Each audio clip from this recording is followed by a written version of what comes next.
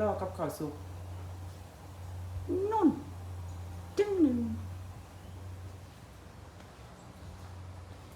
เฮ็ดกับข้าวให้คุณยายแล้วก็ว่าสิออกมื้อ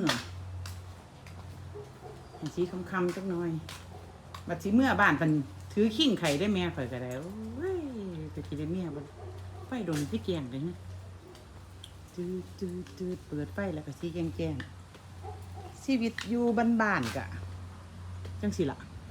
บ้านบ้านของแท้ไม่มีอะไรนอกจากต้นไม้กับลมแสงแดดและบรรยากาศแบบโฟลเอาจริงๆแบบโฟลภาษาอังกฤษข่อยนี่บ่ธรรมดาเลยโฟลว่าซั่นมันเป็น4 5 6เด้4 5 6 7 8 9 10นั่นก็บ่แม่นบ้านนี้พัดลมบ่เปิดกระมุนบัดนี้นี่นั่นแล้วเกิดหยังขึ้นนั่นแล้ว